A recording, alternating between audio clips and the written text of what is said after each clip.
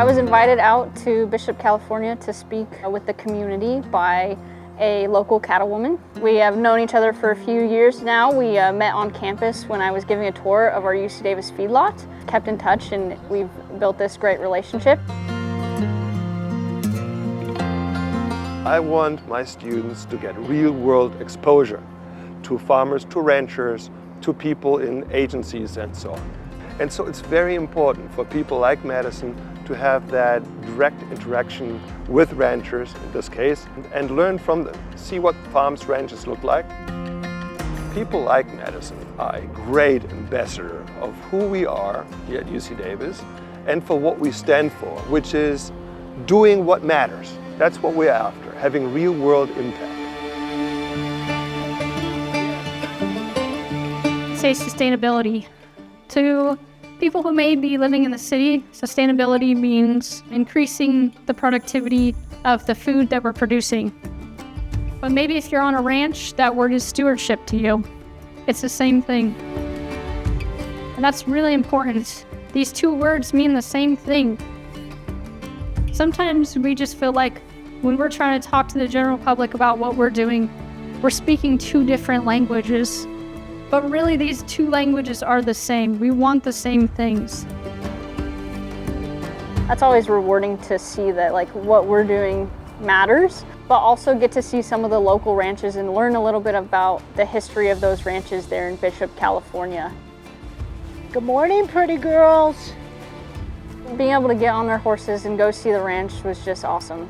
You're kind of down in the valley, you have mountains above you, and you've got cattle everywhere. It's a dream.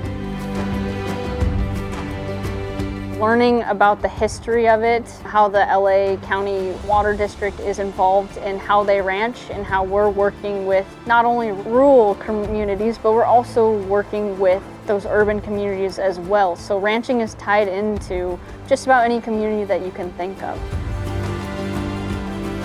Essentially, the cattle are the ones being able to be our tool for managing the grass. So we let them graze, and then when the grass gets to a certain height, they're going to be under conservation rules to where they have to then take those cattle off, let the grass grow again, and then cycle that. The sagebrush, the yellow, has protein this time of year. That's why these cattle look really good, but they don't have as nice a grass as the home ranch. You've got the irrigated portion that has pretty lush grass, but then the desert part has the sagebrush. And it's really awesome to also hear about the conservation that they're doing on the ranch with water, native species, whether that be plant or animal, how they're really working to increase the biodiversity on their land. When we're putting them all over the ranch, new head gates. And that's how you control the water flow, because the water comes certain times you're able to use the water. So it's really important to have newer ones that are efficient. So important for researchers to be going out there, because then we know and understand what questions actually need to be answered. What problems are we actually facing in the industry? What can actually make a difference? So these ranches are working on things with researchers because they need the answers, such as, if we're thinking about foothill abortion.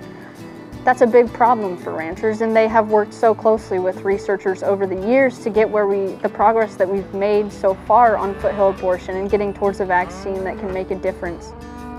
The world wants to see one big solution and just take off with it, but that's not the goal here. The goal here is it's going to take small solutions that add up together, and ranchers are doing that.